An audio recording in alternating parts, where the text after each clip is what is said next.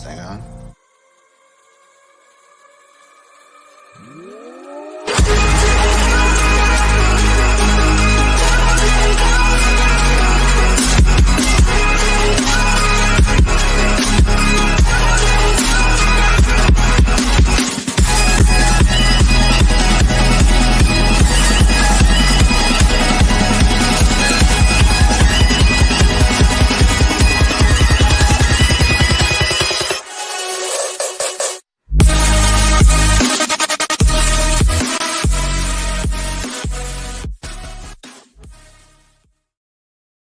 What is up, everybody? Welcome into another episode of The Cut. I'm your host, Christian Williams, and I am here with Randy Hall. Randy, how are you, man? Doing good. Had a fantastic day yesterday, strolling around Cleveland with my friends and family. But for St. Patrick's Day and drinking from 9 to 8, that was exciting. It's a really good thing that certain news didn't hit yesterday. But there was a lot of Brown stuff yesterday as well. So discussions in bars in Cleveland, especially, was a little rampant. But it was still a fun day regardless. And then I actually went to like a watching party for March Madness today. Had some food, and literally as I was driving away, the news broke. So obviously the Shaw news. So yeah, it was a great time until probably about right then. Yeah. Then it's the conflicting time. Yeah. We'll talk about that on Monday. I don't want to get into it tonight. I don't That's really fair. want to get into it ever. But yeah, it's speaking of big trades though. Yes. Yeah. Speaking of big trades, we are talking about the Green Bay Packers tonight. We pivoted as of yesterday. We were planning to do a different team. What team were we? The Commanders. Oh, yeah, the Commanders is what we had decided, and now we are doing the Packers. We will talk about the trade. We will talk about the GM and coaching situation. We'll also talk through free agents that we would acquire and ones that they kind of already have already. And then we will do a 5-round mock draft, and then you'll get to see how we fixed up the Packers. So let's get right into it. GM and coaching situation. Randy, talk to me about Brian Gutekunst. There we go. I even phonetically put it out there in case you didn't remember. But I got nervous though. He is a Packer through and through. This is of course a train comes right now. This is the 23rd season with the Packers. So he has been here for a long fucking time through the two of the better quarterbacks in NFL history. And this is his 4th year as the GM. So he's been a part of 15 playoffs, 11 division titles, 6 NFC title game appearances, and 1 Super Bowl win. And he's had some notable hits in the draft as GM, as Jagged Alexander and Elgton Jenkins are the top of the list for me. I know they've had some other midday picks that have really hit. I would say you could, at this point, say Rashawn Gary, while it could have been a possible reach then, has been a hit. I think he's kind of gone into his own at that point, so good there. And early signs point to Eric Stokes being also a pretty good pick last year, so props to all those picks. However, he has made some questionable early picks in the last few years as well, notably and namely the trading up for Jordan Love in the first, and following that up in the next round with A.J. Dillon, while having Aaron Rodgers and Aaron Jones under contract. Now, to point out, they never wanted to get rid of Rodgers, but this was definitely a chip and to have an argument kind of thing in contract discussions and everything. And to trade up to have a chip when I think you could have sat there and had that is not the best idea, in my opinion. Well, I'll let you cover Jordan Love because I know you love Jordan Love. This is true. But the A.J. Dillon, I'm not a huge hater of that pick, but because you kind of wasted the first round pick for immediate impact for a Super Bowl contending team, I think you need to maximize that pick instead of just bolstering both rooms. And now that both Rodgers and Jones have re-signed, both of those picks look even worse. So it's just adding to position groups for depth instead of getting impact players to actually win a title. That's my problem with it, personally. This is fair. This is fair. I will say though, the conversation we had regarding Icky, if the Lions were to take Icky, that's how I view the AJ Dillon pick.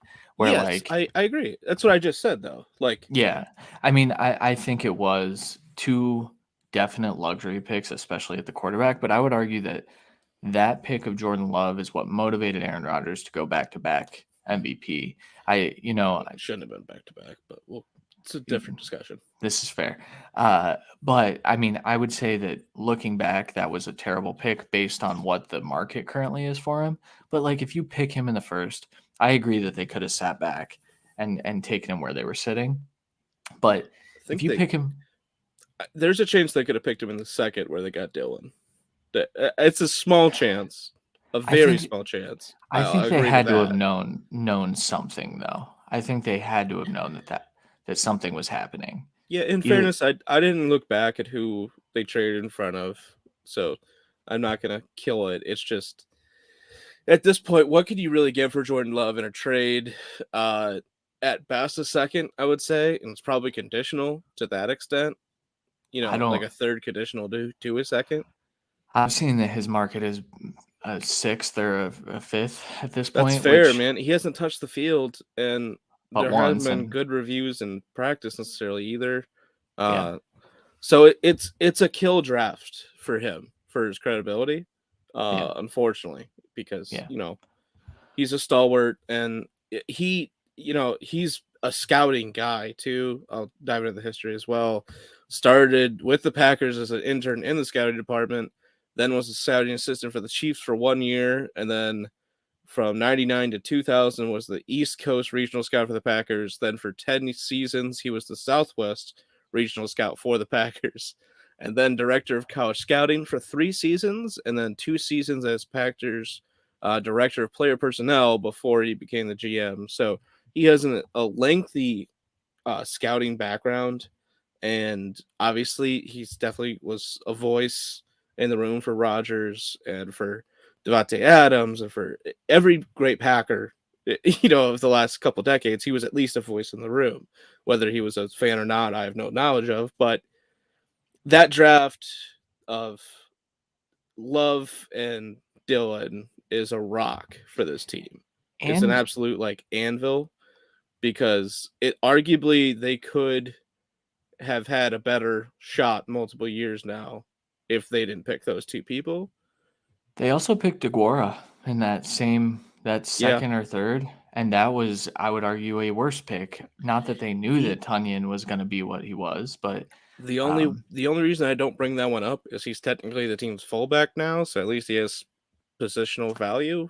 Like well, he with what their shifts tight end around. room looks like currently, he may I also know. be their starting tight end. So, Yeah. but we'll get to that when we get to our mocks and the free agency and stuff. So, okay, that's Goot. Let's talk about LaFleur because I think that's his You name. you were like, I said it once, asshole. I ain't saying it again. I think that's his nickname among Packers fans. It may Sometimes be, but I feel yeah, like I've because heard they it. don't half of them don't know how to pronounce it. They don't feel like it. I feel like, yeah. So let's talk about Matt LaFleur though, because I think through his first 2 seasons, I want to say yeah. I mean, we wrote this down. One of the winningest head coaches ever to start his He career. first 2 years he was the winningest head coach, but this is Yeah, his fourth year, so I wasn't sure if it was still. yeah. Which it could be. I mean, his record, you got 39 Yeah, and 10. That's legit. yeah, That's that's what it absurd. says. Yeah, that's absurd. That's an incredible record.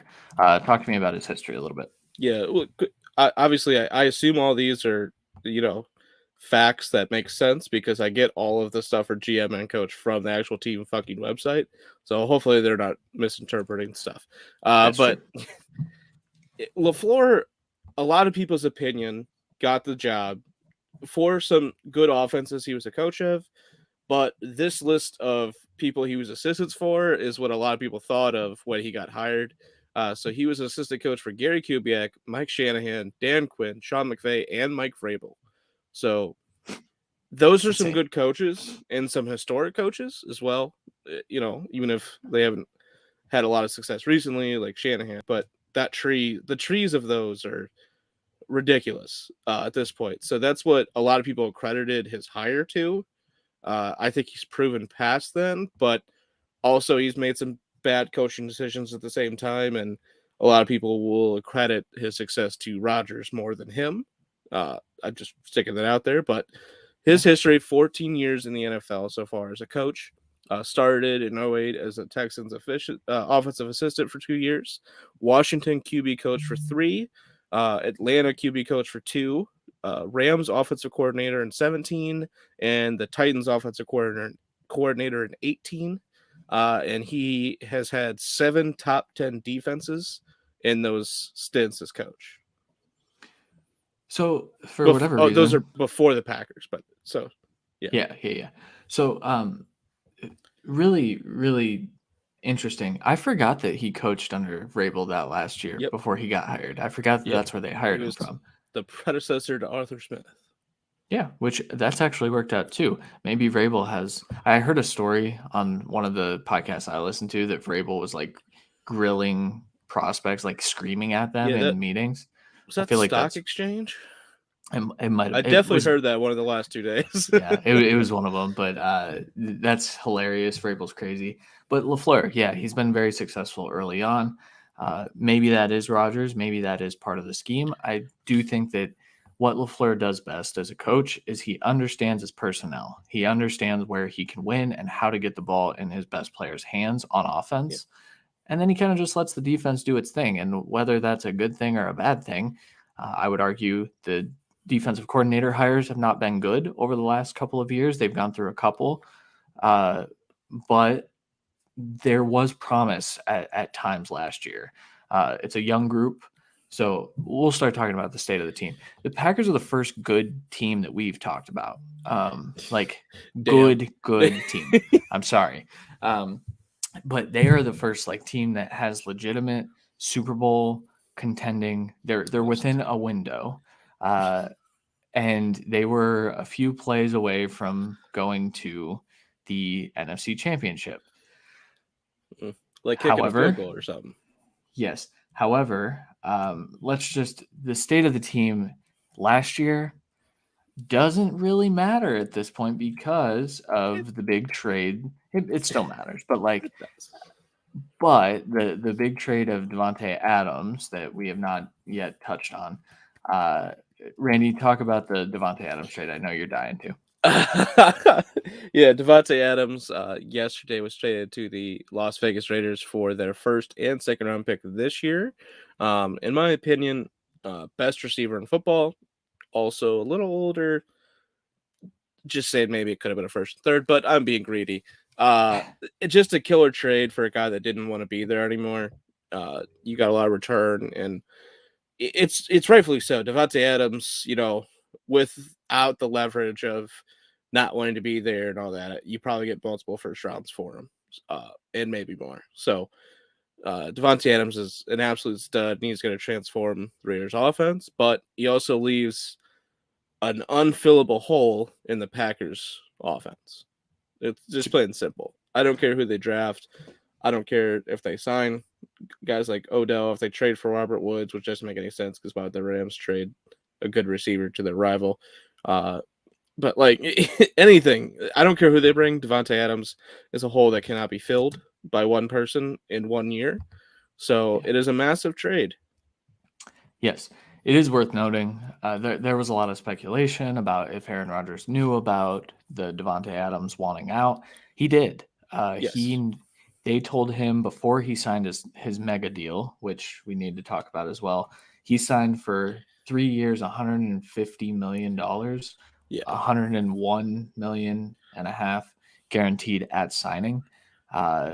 Just an absurd quarterback deal until today, where that looks. We're talking about that Monday. You said, just move on. I can't. I can never move on. But yes, so they told Aaron before he signed that this was a possibility. He kind of knew that. I think that's been in the works for quite some time. I think Davante Adams has been pretty open that he wants to play with Derek Carr again. And so the Packers did right by him and kind of made that work. However, like you said, unfillable hole, but we're going to try to do our best to mend that room right now. So walk us through the cap room and free agents, Randy. So besides Aaron Rodgers, which is clearly the biggest signing they could have made, they extended Preston Smith's contract, so it's now 5 years, $65 million, including the year he had this year. They re-signed Devonte Campbell, who is quite possibly the best free agent linebacker of youth. I mean, I'd give possibly the best free agent linebacker to Bobby Wagner, just for locker room and everything increased. But Campbell, 5 years, $50 million. I know we talked about both those deals before, but they're massive re-signings for this team. They are two of the three best players on their defense. They're at least two of the top 5 players. I guess I'm being a little greedy with all that. But and then they also signed a punter, Pat O'Donnell, for 2 years, $8 million from the rival Bears. So a little bit of a win-win there. But that's what they've done so far. After the trade, it seems like their main target to get back is Rasul Douglas, Tunyon, and MVS, which we'll also get to in a second. But they totally, as of right now, have $21,149,282 remaining in salary cap. They have also done an absolute dick ton of cuts and restructuring. So yeah. I'm not sure how much more they can restructure. I don't know if there's any. So that's probably their limit on the cap. Just what that stated now before we get to who we have them returning or signing new. And people are like, why did you sign 6 receivers? I don't think they get another penny from anyone else, basically. So that's it. They've also this year cut Billy Turner and Zadarius Smith to save cap. And they've had so many restructures, I didn't feel like taking the time to put on here. So that's fair. I will say, so Turner and Zadarius were both starters last year in some capacity. Yep. Billy Turner, he's off. Yeah, he's lineman. Yeah, he's a lineman. I think he battled some injuries, if I remember correctly. He did. But he was right. He was supposed to be right guard, if I remember right. But I think so. Yeah. So they have. Did you say $21 million at this point? Okay. So $21 million to work with. Like Randy just said, they have a few key targets. They've already lost Lucas Patrick to the rival Bears and Equanimeous St. Brown to the Chicago Bears. So they are just like plucking players off of each other's teams, which is kind of interesting. They took the punter. They took 2 depth pieces. Okay. Yeah, it's really not a whole lot of stealing that matters. Although St. Brown might matter. We should probably do the Bears at some point. That wide receiver course. We'll get there. Disgusting. That's my new favorite team. So yeah, we'll have to get to them. Who else do they have as key free agents, Randy? They have Kevin King, Chandon Sullivan, Isaac Yadam, Dennis Kelly, and David Moore. They also tendered who was looking to be their starting right tackle, and Yash Nijman. I'm not quite sure how you pronounce that name, but they tendered him today. Yeah, I also don't remember what they tendered him as because I didn't recognize the name off the top of my head, so I didn't take it into consideration what they tendered. But usually, if they tendered him, I think they have an idea of him starting this year. So if he does get poached by someone, that is going to be a huge loss. Yeah. They also tendered Alan Lazard with a second-round tender at like $3.5 million. So he's on the team. No one's given up their second-round pick for Alan Lazard. So, and that's a bargain for Alan Lazard. They may try to work a contract extension now that they do have some time. One thing to note, guys. So when they're giving out these extensions, they often put on some void years, and it gives them cap flexibility. So it's beneficial for them to commit to these guys if they do it the right way. The Packers seem to kind of know what they're doing with the cap because getting under at all was going to be a struggle, and now they have some room to play with. So, yeah, the Davante Adams trade I think gave them $20 million in cap room to work with. Yeah. Yes. So, should we get into our free agent ads, Randy? Yes, we shall. Am I going first? Yes. All right. I already talked about these guys because I said it was a target that they're going for. Now that they have money, I have them bring back Rasul Douglas first on a 4-year, $8.5 million per deal.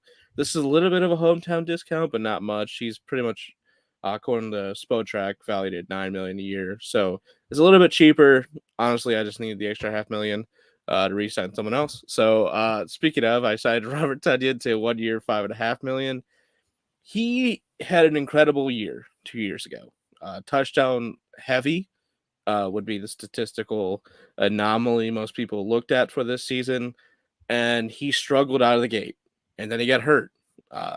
So I don't think he signs a big money deal anywhere, and I think this is a prove it type deal where he still gets to make money and he gets to take a shot at a Super Bowl here.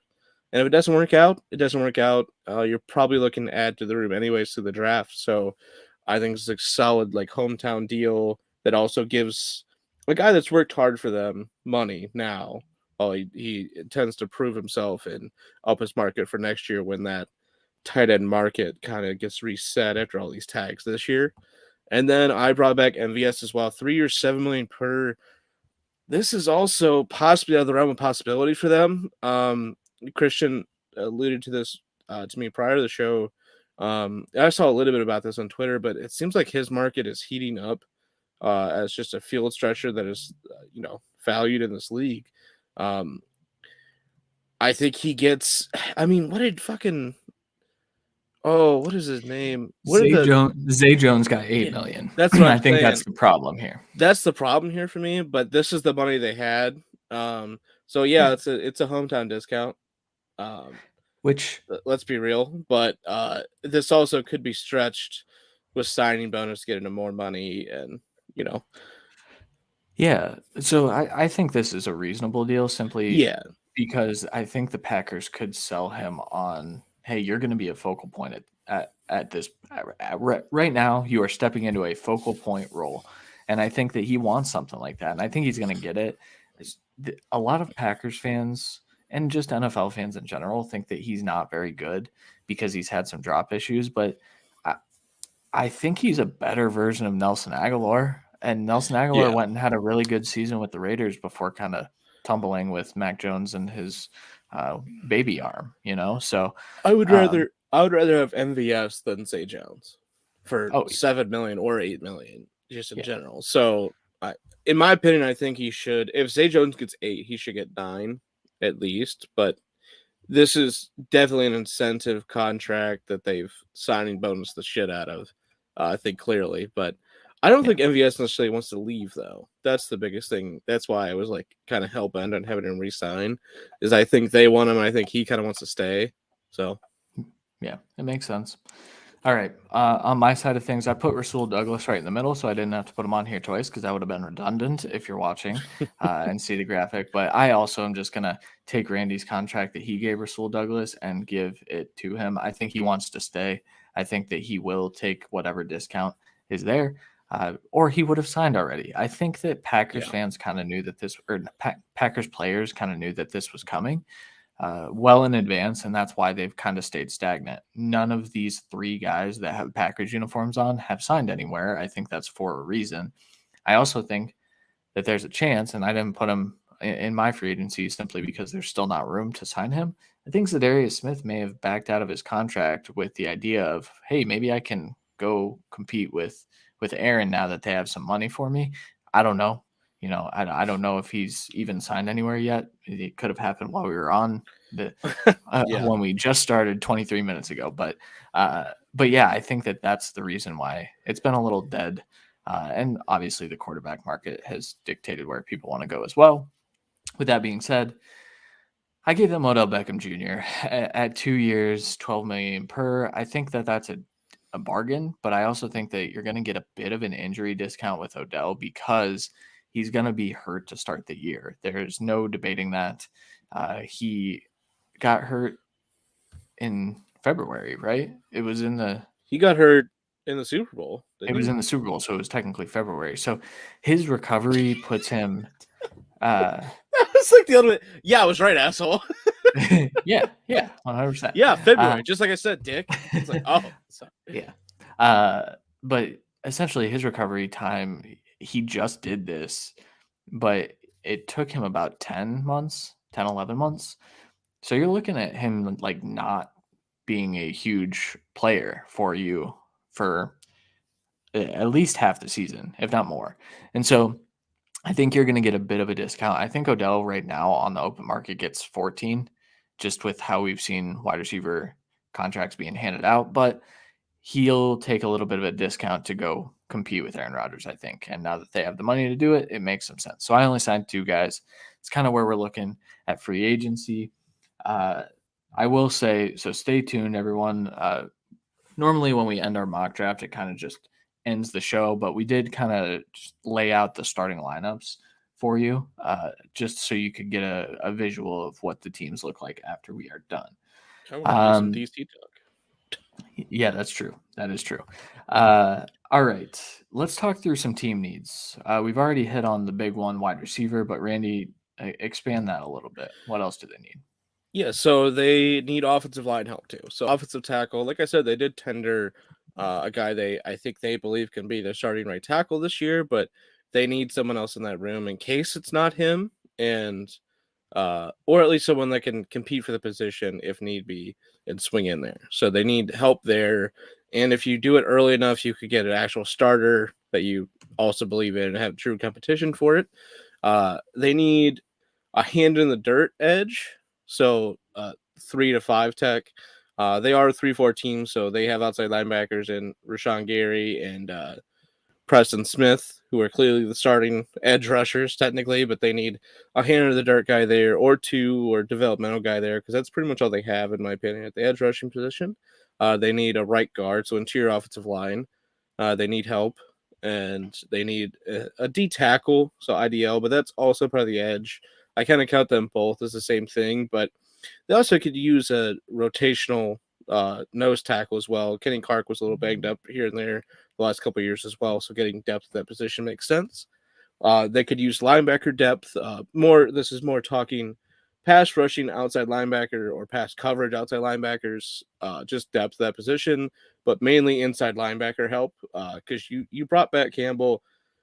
That's mainly your linebacking room. I know a lot of the times they play nickel, so there is only the one middle linebacker out there, but they do need depth at that position. Tight end, we talked about Tunyon being a one-year deal possibility. That we don't really like their tight end room besides Tunyon, so I think they definitely need help there. As at least a upside chance in this draft. I think you get an upside tight end.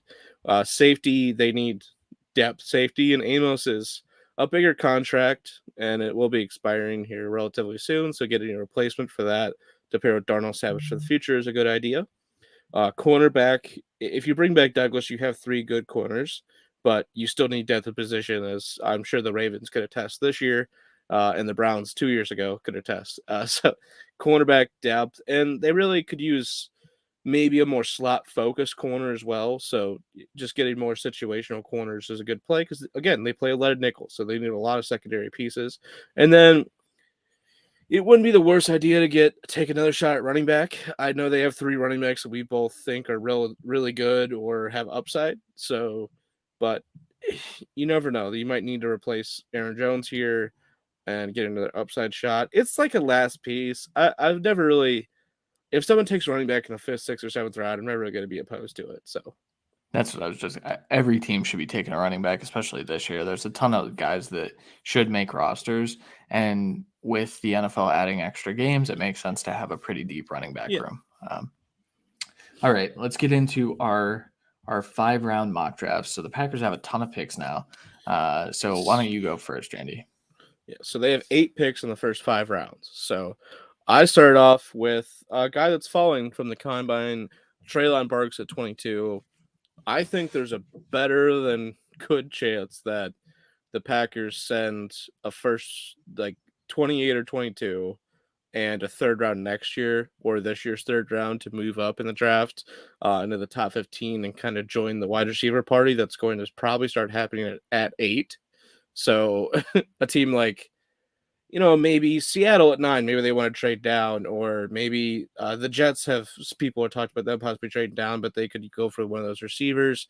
There's multiple teams around there that I could envision possibly trading back, including the Texans now that have the 13th pick. So I think there's a good chance they trade up, but in this case, they got to sit back and kind of pick from what was left, trade out what was left. I think London makes a ton of sense as well, like you have, but Treylon is a little bit of everything, and with Lazard and MVS back for me, I think I'd rather have a little bit of the everything with those guys being more of like deep shot kind of. Lazard's a little bit more of a slant guy at times, but it was a little bit more diversity in the receiver room that I wanted, and then I followed it up with Zion Johnson at guard / tackle. We'll see what happens, but I think Zion Johnson's floor is 29. Personally, obviously, if he got to 31, the Bengals would take him. But the Dolphins definitely need him. The Packers need him. The Bucks need him at 27. Like Zion Johnson fits so many teams, and so is Kenyon Green. So I had him falling here consistently. I put him here at 28. It's a beautiful fit where he automatically is your starting right guard, or he could fight for right tackle. And those are both position needs on the offensive line. So it makes perfect sense. I followed that up with Marvin Liao, who is a very talented guy, but he's a guy we've both internally talked about how we're not sure if he's a 3 or a 5 tech. In the Packers scheme, it doesn't fucking matter. He's both. So it's perfect fit, and he could dominate at this level as an attacking 3 tech, a real dominant attacking 3 tech for this team. Or he could rotate out to 5 if they need it for different schemes and different ways that they're going to play this. And I think he's a good fit, and there's so much talent around him on this defensive line. He'll be able to learn and pick it up quick, and they'll put him at whatever weight they want. He's going to, in my opinion, really succeed in this team if he gets picked here. Followed that up in the next pick of the second round with Jalen Petrie, the safety from Baylor. The S threw me off because I keep putting SAF. He is kind of like an in-between, more of a DB than a corner or safety for a lot of teams right now. And I can't tell if that's going to push him up boards with this safety and corner class or push him down. For me, he's here at 59. I think that's easily possible, but he is an absolute solid pick for them where he can be a rotational DB anywhere for them, whether it be corner or safety. And I think this is a fit where he doesn't have to immediately make an impact play, but he can play all through the game on defense and on special teams and can continue to learn the position and hopefully be some sort of a replacement down the road for one of these veteran players. Follow that up with Jeremy Rucker at 392. As the viewers can see who you picked in the third round, but I went with a different tight end here. Rucker is good at everything. You know, he's not the best route runner because he wasn't asked to be. He's got good hands. He can make contested catches, but he's the best blocker in the class at tight end. And with how much the Packers run the ball and run play actions and, you know, little like block to route ratios for tight ends, Rucker's going to fit that perfectly. And he'll absolutely dominate blocks in the end. And that also helps with the right side being a little bit iffy at times. You can be confident in putting Rucker out there if you need help stopping a dominant edge rusher on that side that keeps picking on your weaker side of the offensive line. Fourth round, I went with Dominique Robinson. Fourth and fifth round for me for edge rushers. While this is a tremendous edge rusher class, this is a little bit more of upside shots for me in this round instead of instant impact. He is obviously, in my opinion, he's an edge rusher in the class, but he's more of an outside linebacker, and he would just be a rotational piece to spell Gary and Smith or be a rotational piece for injury. But I think he has some pretty good upside, and he can really thrive in that role with development. And this is the perfect situation where he doesn't have to step on the field right away, but he can continue to rotate in and just keep learning. I didn't mention he's an edge from Miami of Ohio. If you don't know who that is. Yeah. I followed that up in the fourth. Again, multiple picks in multiple rounds. But with Andrew Steuber, Jesus. Just added an R because it sounded right. Andrew Steuber, the offensive tackle from Michigan. A lot of people view him as a starting right tackle right now. Not the greatest one, but some guy that can come in and play right tackle right now. I think he's going to need a little bit more seasoning. But worst case, you have competition at right tackle now. And competition is nowhere near the worst thing for a team. The Packers had a lot of injury at offensive line too. So getting guys that can be just depth pieces and possibly take over for the future is a smart idea. I don't think you should even consider moving him to left tackle ever. Or like his footwork at right tackle is solid. and his power at the point of attack is his strength. Like, I know that's redundant Strength to is his hear, strength. but yeah, but that's literally his best feature going into the draft is his power at the point of attack. And I think it's a good pick for here, where maybe he's not necessarily a perfect zone scheme, but with what Michigan did this last year with their trio of running backs, really, there was a lot of ground and pound and a lot of zone just burst and one cut. I think he showed the ability to do both. So I think it makes sense. And then followed up with a rotational inside linebacker in Demarco Jackson.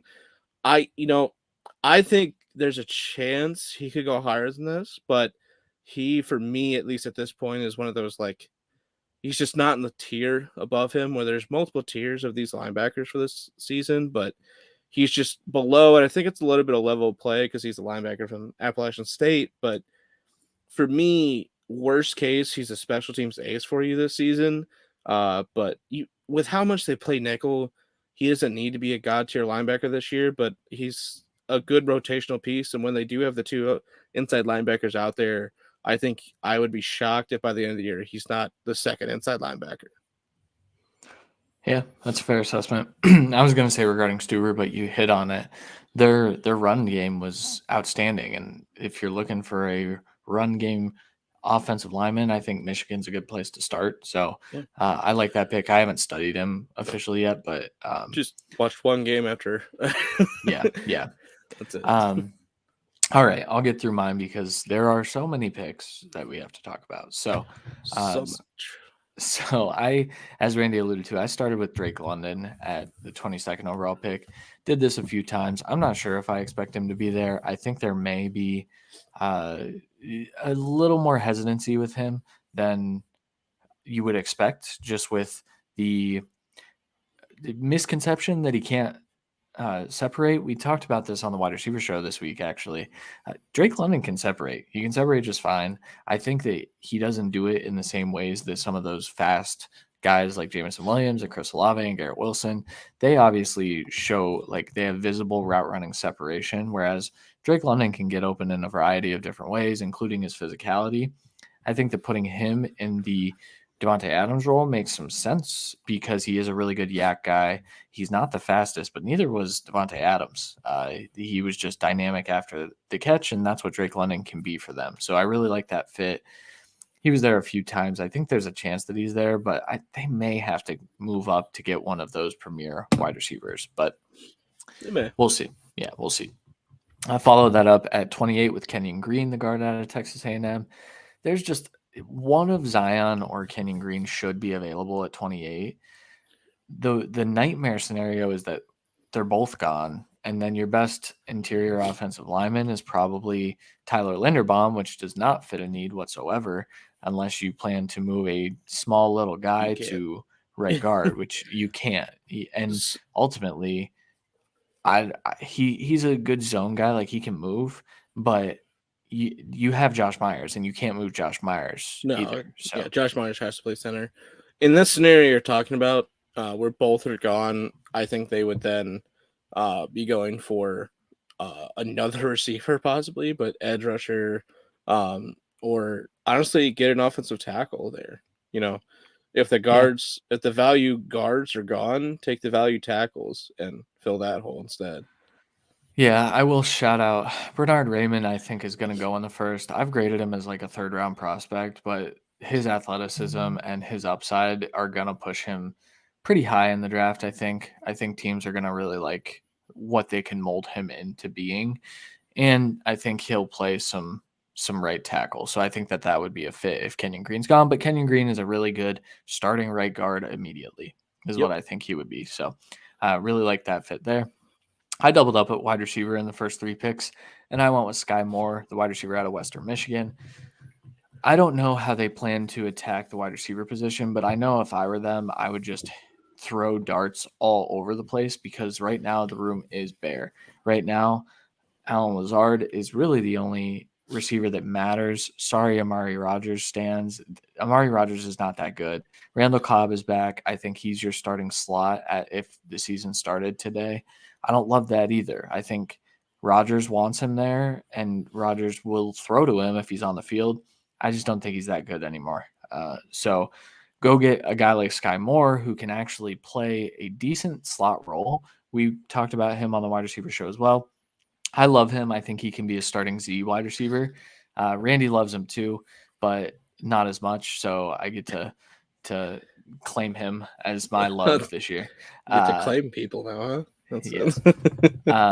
But I also think Skye Moore will be effective as a slot receiver at the next level. I think that would be a really nice role for him, and I think that's where I would place him here.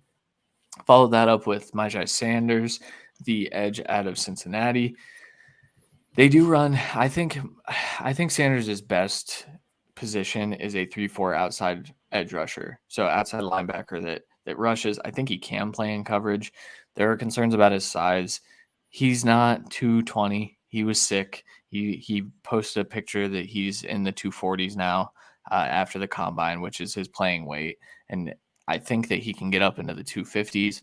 And he is a skilled edge rusher with a lot of bend. I like him as a second-round pick.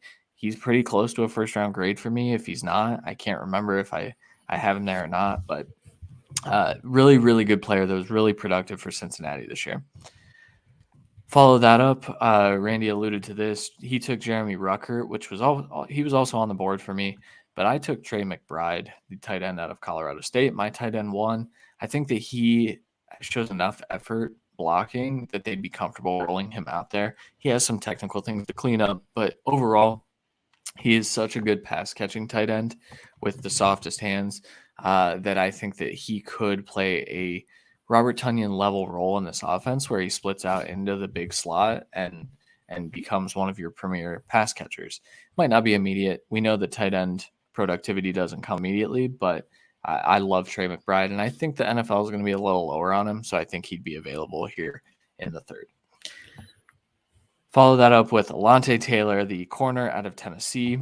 Alante Taylor is a long, bigger corner, but specifically long, and I think that that's something that Rasul Douglas brings that as a corner, but I don't know that they have a ton of length at wide or at corner. So I think that bringing a depth piece in makes some sense. It's a day 3 pick.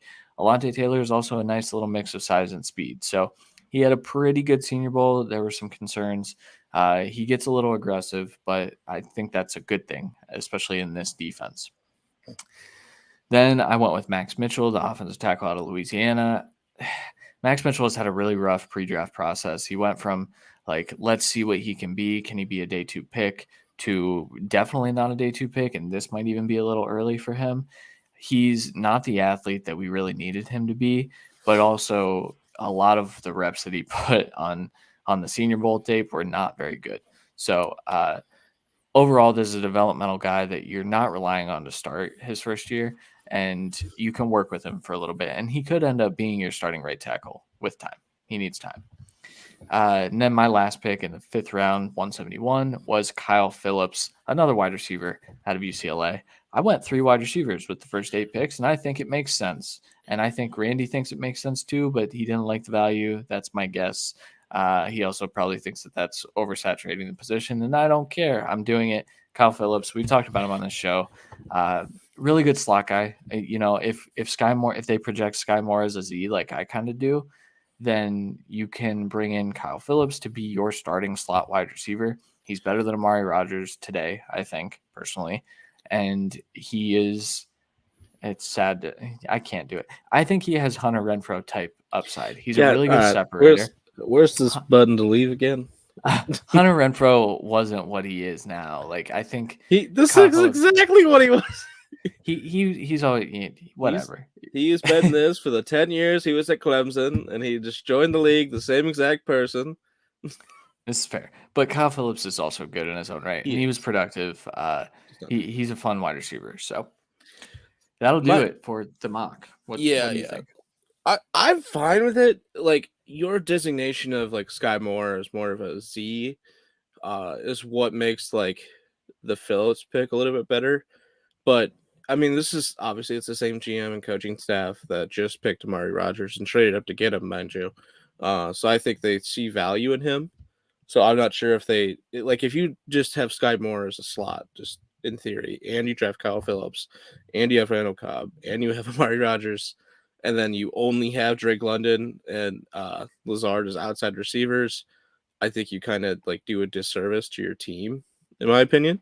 But Yeah. like for your wide receiver room personally, and for what Rodgers likes to do personally, especially with getting Trey McBride to take up so many targets in the middle for the future, I don't know if that initially makes sense. But with him being more of a Z, it's a little bit more split where it makes more sense. Was my I was like, why did he get Phillips too? And then you said, yeah.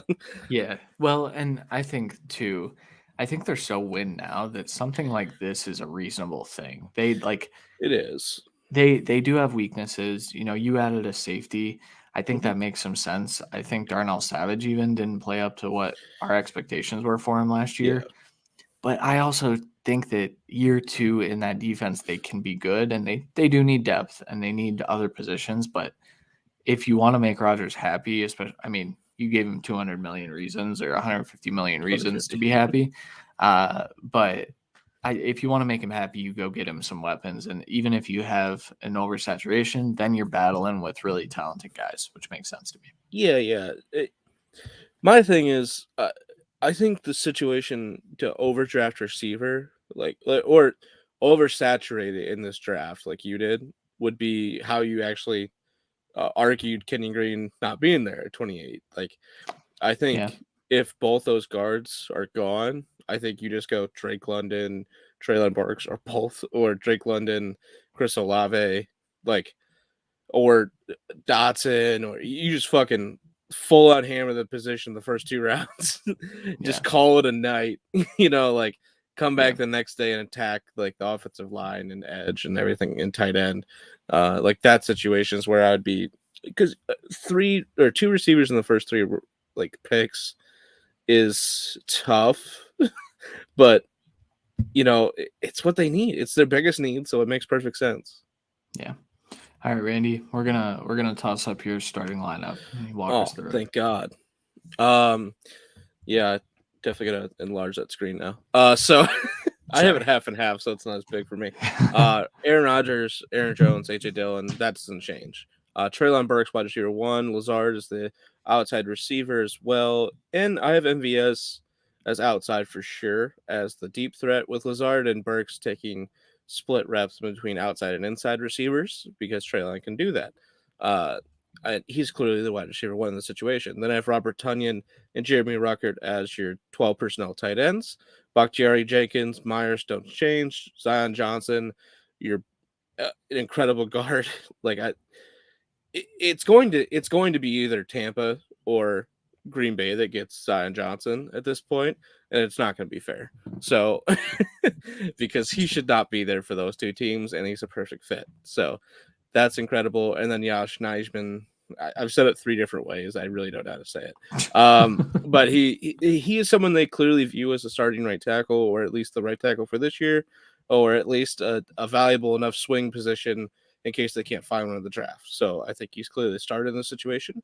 Dean Lowry and Marvin Liao as your starting edge rushers, with Kenny Clark manning the nose as he always has. Rashawn Gary and Preston Smith being obviously the 3-bore outside linebackers who are the actual edge rushers for this team, and then Devontae Campbell being the god middle linebacker that he is this last year, and I think he continues that. Jagged Alexander finally back from his injury with Eric Stokes and Rasul Douglas is an absolute ridiculous corner room, and then you add in Petrie to be a rotational safety along with Savage and Amos, as well as a rotational nickel corner. I think that's a great secondary to just build off of and just add another versatile piece. I think this way, honestly, you're on defense, your safety play needs to improve, but the names and contracts make sense there that they should be really good. But your weakest points are your defensive ends in that situation, and they're looking pretty good in this situation. So I think this defense should be back to being a strong point for this team, which is the only reason, the only time Aaron Rodgers has actually won a championship. So let's get back to that. But you also try and fix the receiver room, as well as bringing back people that he trusts, which is Aaron Rodgers' biggest quote unquote like kind of downfall as a quarterback, where it takes a while for him to trust receivers. At least this way, you get 2 and you have Randall Cobb, obviously, but you get 2 receivers that he trusts entirely to throw to at this point, and you bring in a better receiver for him to grow trust with. And Treylon can make all the back shoulder jump ball plays that Rodgers wants to make, so it makes perfect sense. And you kind of fix the offensive line. I think I would have wished I could have gotten a better starting right tackle, but I wasn't trying to overdraft the position when there's people like Liao and Petrie there that really can overemphasize the strength of a defense. Yeah, makes sense. All right. I like your lineup. I think they'd be really good like this. I like mine more, and I'm going to go over it. So Aaron Rodgers, Aaron Jones, AJ Dillon. Obviously, we know that that's not changing. My starting wide receiver room would be Odell Beckham Jr. when he comes back healthy, Drake London, Skye Moore, and then you would also have Alan Lazard rotating in there when Odell's out. You would have Randall Cobb, obviously, rotating it. You would have an abundance of wide receivers, which is something this team doesn't have. Yeah. Since what, Jordy Nelson-ish? Nelson time? and Cobb? Yeah, Cobb was there. Yeah. Shit. Yeah. There was another big name there. But, But, I keep wanting to say Driver, but I don't think that's right. But it also seems right. I feel like they overlapped. But then Trey McBride at tight end, I would have him starting. I think in this scenario, they probably keep Mercedes Lewis. Yeah, and maybe he's technically the starter for a little bit, but Trey McBride would work in there by the end of the season. Same offensive line as Randy, except Kenyon Green at right guard. Again, I kind of agree. I would love to get a better starting right tackle, but I would rather have Odell Beckham for the playoff run. So I paid him instead, and that makes sense to me. Yep. Here's the defense is where it gets a little dicey. So we know Rashawn Gary has been really, really good in that outside linebacker role. With how I drafted, I didn't fill that need. And ultimately, you have to get your best players on the field. I think Majai is one of their best players in this instance. And so I would go Dean Lowry, Kenny Clark, Rashawn Gary with his hand in the dirt as the 5 tech. Yeah. Dean Lowry is the 3. And then Majai, Devondre Campbell, Preston Smith would be your linebacking room. And I like that. I think that makes some sense. Yeah. So in this situation, it's literally whoever both are good at right outside linebacker. It's whoever's best at hand in the dirt. And I think strictly Gary would continually be the guy in the field, and then Majai would come in for a spell, or this situation where you need edge rusher and outside linebacker. This is the lineup you would do, because Gary is 275 or so, while Majai is 240, 250. It makes more sense, but it's really who plays best as the hand in the dirt edge, which is kind of up in the air. So just because you have it this way doesn't mean, it looks weird to people now, but this could be the way. Or Majai could be just a smaller guy inside that still dominates in the pass rushing game. Yeah, and I will say too, I mean, we have some film of Sanders not being very good with his hand in the dirt, but it doesn't concern me. The kid's good. I mean, the kid is talented, and I think he'll win in whatever role they put him in, but I would prefer him as the outside linebacker there. Yep.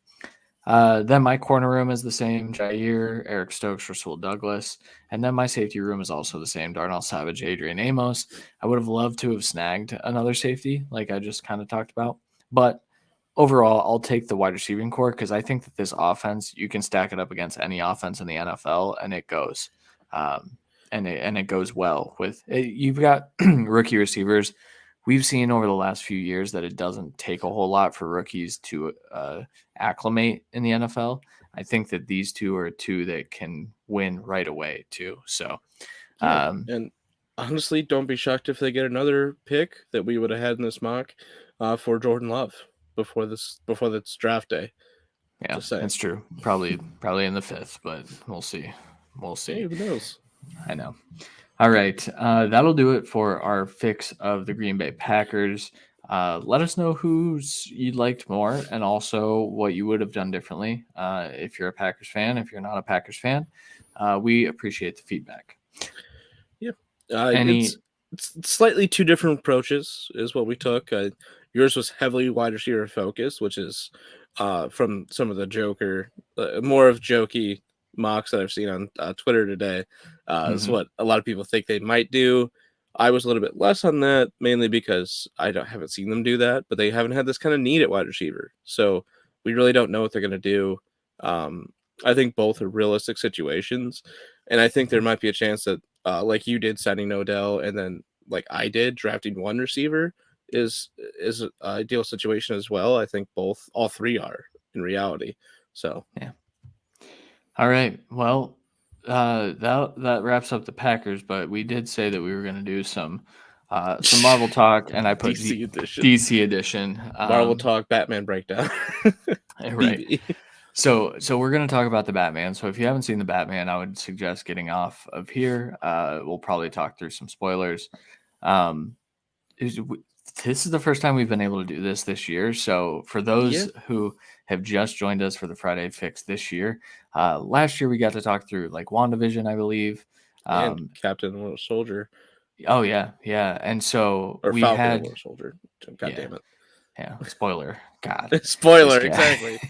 But what we do is we just kind of chat about it a couple minutes. If you guys want to interact, feel free to head over to the YouTube link if you're not watching there. And we can talk about the Batman, and that's exactly what we're going to talk about. Randy, you saw it most recently. What did you think of the Batman? First of all, strap in for the day because it's most of your day. It's a 3-hour movie. Just full send. It wasn't bad for 3 hours. Like it actually fit. I know I saw actually a lot of people make the point, and I thought the same exact thing. They could have made it like a 2-hour and 2.5-hour movie, but like 3 or 4 parts of the story would have been ultra quickly wrapped, and it wouldn't have been as good. So, Batman was the Batman. First is was a fake. It's a great movie in my opinion. Definitely the best movie I've seen this. Well, second best movie I've seen this year. No, best movie I've seen this year because I saw Spider-Man last year. But honestly, it was great throughout. I thought the characters played really well. It's very serious. There's a lot of dark stuff. The movie was just dark. It wasn't like overly dark and like way too edgy. It was still PG-13. But it was great, and I think they did a great job portraying like Riddler's more of a serious character as well. There's some teasers around there for other villains, and there's a lot of talk about who the next kind of villains would be, but they definitely set up for another movie, and I think it went really well. I thought Catwoman, while I thought it was kind of similar portrayal to an extent of what Anne Hathaway did. Yeah, yes, exactly. Like at least story wise, I thought it was exactly similar almost. Without the whole like I need to change my identity thing, like fresh start thing. That's the only difference I thought, because it was like so like let's get together. I'm leaving though, motherfucker. You should leave too. It was so quick. Obviously it doesn't mean she's out of it, but yeah, I thought it was very, very good. I thought top to bottom, whole movie, I was enthralled, and that's what you want. Yeah. So my first comment on the Batman is that the score is one of the best in recent memory. Like I'll talk about like Dune's score, which is obviously not Marvel or DC, but like Dune's score makes the film. The Batman without that specific score is not as good as of a movie at all. Big music guy here. I talk about score a lot. I listen to movie scores. That's what I like. Create football content too. But it was fantastic. I listened to it before I went into the movie, so I knew that it was fantastic, which is how I knew that the movie was going to be so damn good.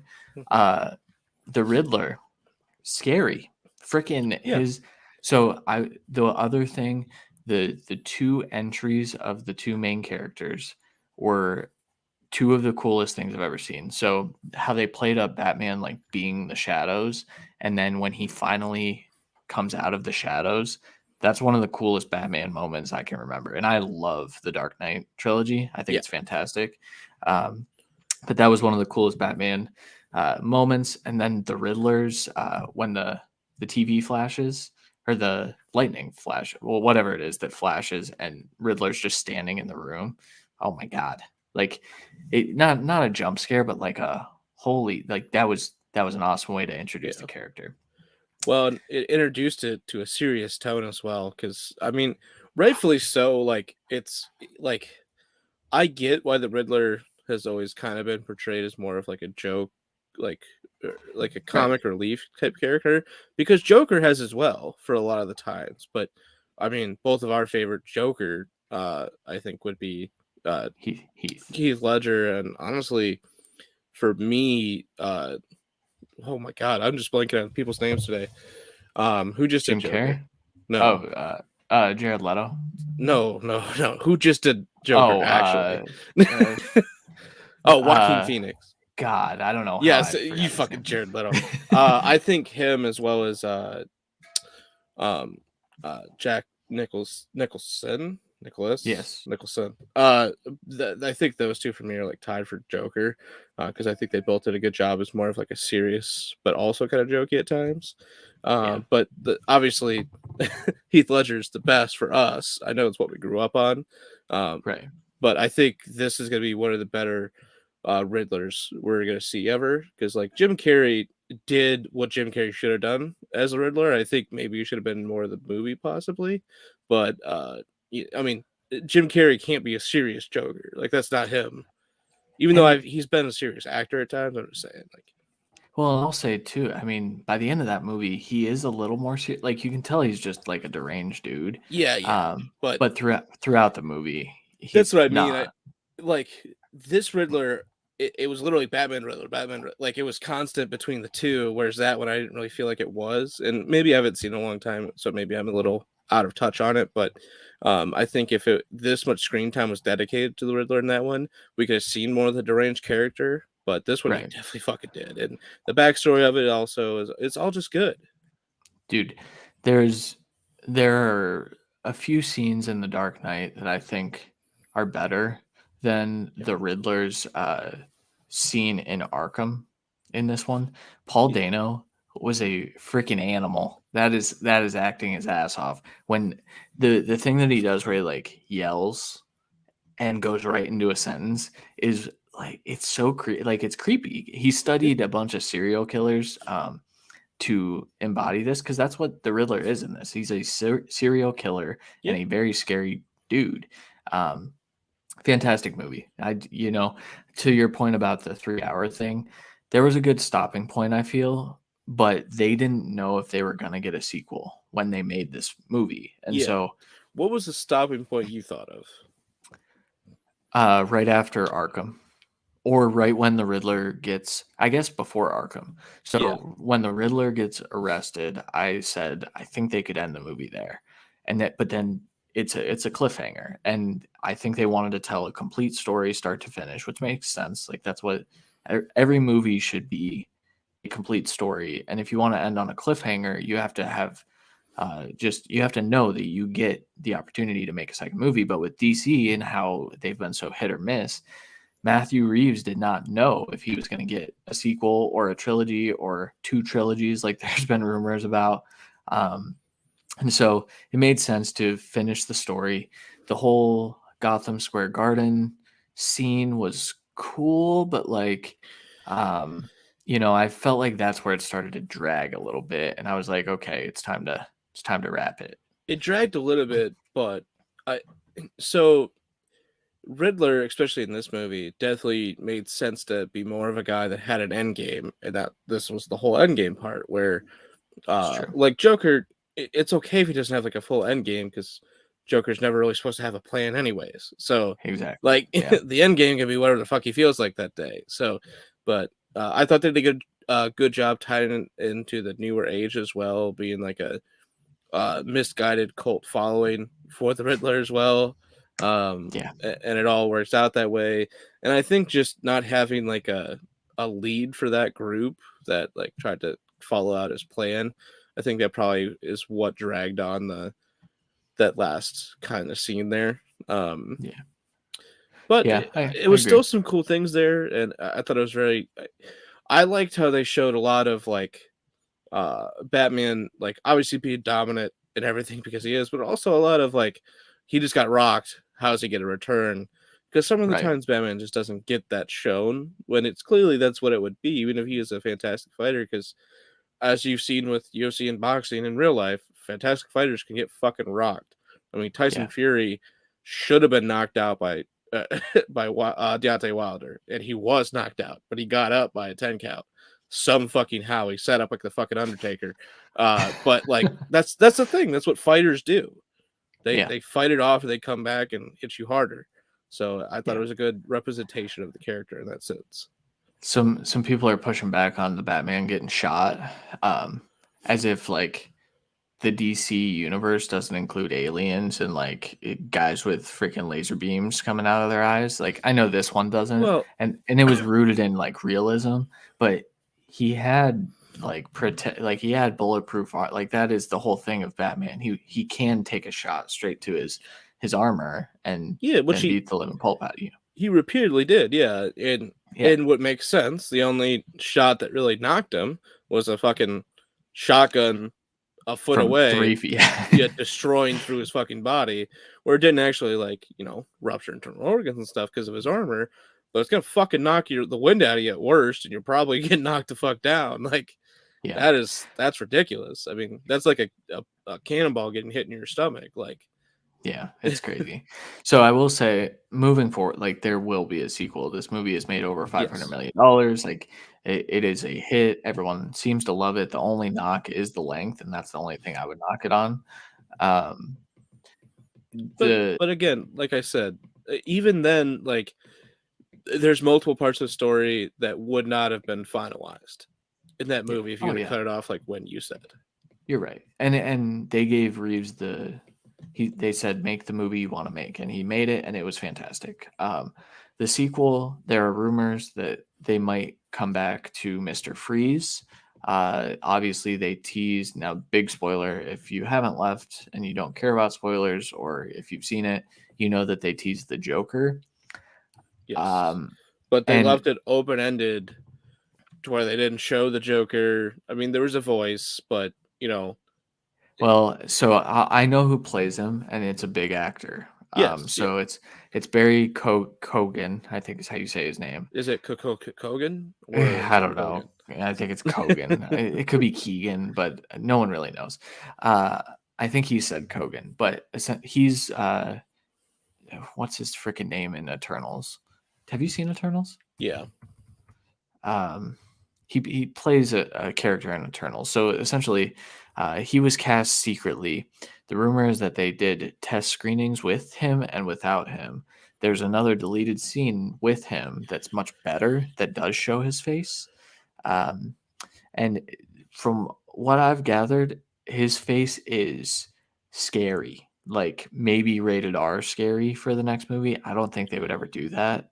Well, this one is rated R, but PG-13. So they say fuck. They do say fuck one time. Well, PG-13, I think you're allowed 3 fucks, but yeah, but I think they have to be spaced out. The freaking MPAA is weird. But essentially, I think I don't think they return to the Joker for movie 2. I think that is movie 3. That's how they finished the trilogy out, is with the Joker. But they wanted to tease it early to see how fans reacted. Yeah, and we discussed right after, because obviously you were like waiting for me to get out of the movie theater and text you and everything, and we discussed the possibility of just doing whoever's next, whatever villain it wants to be, not Joker, but at the end of it, that we see the escape from Arkham of the Riddler and Joker, and then they can form this insane alliances. They do a lot of times. I mean, Joker usually partners up with people. I think a natural villain, at least part villain for this movie, would obviously be Penguin, who was featured in this movie heavily, but wasn't the boss to where he kind of is in the bigger role. And it's not like a comedic look on, or more penguin looking penguin. Like it's just an actual fucking dude that's nicknamed Penguin kind of thing. With kind of an ugly face, Kind of. I mean, obviously a heavy fucking makeup to put that on Colin Farrell. Yeah, Colin Farrell, where he got thrown off the set because no one knew who the fuck he was. Because he also was not using his actual voice, so people were thrown off. Which makes sense because it does not look like fucking Colin Farrell. And it doesn't sound like him. He did a fantastic job.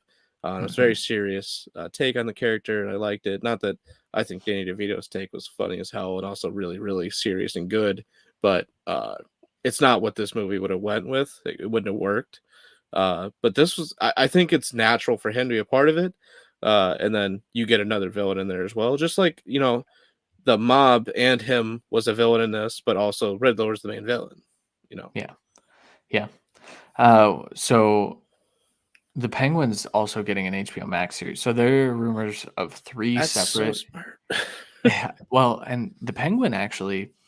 So I think what they'll do is he gets off. Like he does not get arrested or anything. Yeah. Um, and so I think they'll pick up right after this movie, and that will be the Penguin series. He's actually pretty funny in this. He cracks a joke. Yeah. Good cop, batshit cop, or something Yeah, like it's so that. And good. I laughed out loud. And then he like waddles like a penguin because he's tied up. And I was like, oh, that's a nice little It homage. was a nice touch. I loved it. Yeah. But yeah, I did not know they were actually doing a series. That's actually fantastic. I think HBO is doing an honestly tremendous and smart job of doing that and giving more depth to characters, because Marvel showed that was an important part of the process here. And obviously, I don't think you've even seen a Peacemaker yet, but that's fantastic. And if obviously that's more comedic than this will be. This will be serious with some comedy, but I think they'll do a good job, especially if it's the same director. Yeah. DC's on a winning streak right now. We'll see what they do Yeah, next. I just hope they. But see, like the last Batman trilogy was absolutely fantastic, as everyone knows. Obviously, I think I would put this first part of what's supposed trilogy ahead of that Batman's. Technically, I think right now for me, just because I wasn't this like overly fan of that movie. I thought it was really good. But I would have to, whenever I'm watching, I always just go right to Dark Knight because it's the best movie. So I always feel like I skip it and don't give the first one its due justice. So maybe I'm being a little bit biased here, but I think at least this is as good of a starting point as that one was, if not better. So if they can follow up even close to what that one did, I'm not sure you can. I'm You not sure can't anything's gonna ever follow up like that, because no one's gonna do. I just don't think anyone's gonna do Joker as well as him, and never. I'm not sure you can do a Mister Freeze or a Scarecrow or anything with Penguin that's gonna be as good. That's my worry for the next one. But I agree. this was really good, so I have hope, as long as they don't try and jump straight into a Justice League and everything, because I think what they'll do is keep this separate for a while, and that's what they then should. That's what Marvel did. They didn't. They were like, "Oh, this is working. Let's start yeah, building the building blocks to Avengers." yeah. Not let's. You know what we should do in 2 movies? We should do Justice League, and not introduce most of the characters, and no one cares about them. And we're gonna cut half of the screen times, Yeah. and then it's Well, over. if they're smart, they say, "Hey, Matt Reeves, go make your own Wonder Woman. Go make your own Superman. You are in charge. You are the Kevin Feige of DC," because the cinematography in this movie is just ridiculous too. Like he had such a great vision. He pulled from like 5 or 6 different comics, probably more than that. Like it's just a ridiculous, ridiculous It, movie. It's very good. I think it is better yeah, than Batman Begins, yeah. personally as If well. they just let him and, in my opinion, James Gunn take over the DC universe, I think they're in good shape. Yeah, yeah, because James Gunn's pretty much done with Marvel. I think after Yeah. Guardians 3. So And with what he did, kind of revitalizing the Suicide Suicide Squad. Squad, even Yeah, though it was a little bit of an awkward take at times, but then what he's done with Peacemaker, I think it's a smart move. And he's definitely not as serious on his side, but he gets serious stuff. And I think yeah, if you mix these two directors for more of a go-between movie, I think we'd get some good results. yeah, for sure. All right, that'll do it. We've been talking for a long time, so It's a good um, movie. it was a good movie. So we will be back on Monday with the tight end episode Tight and ends, the Deshaun trade. Watson reaction, Mhm. the true Can't wait. reaction after some digestion from some football wise excited fans, as well as as Browns fans that are a little bit disheartened by the whole thing. Yeah, Yeah, we'll talk about that, unfortunately, and then we'll also talk about tight ends, and I don't know how long we'll talk about the other thing. We might mix something else in, but Friday Fix will be back next weekend. I don't know what team yet. Yeah, we're not going to even might suggest change. because it's changed the last 2 weeks. So Yeah, this is true. So, all right, Randy, anything else to add before we bounce? no. All right. For Randy Hall, I'm Christian Williams. We will talk to you guys on Monday. Later.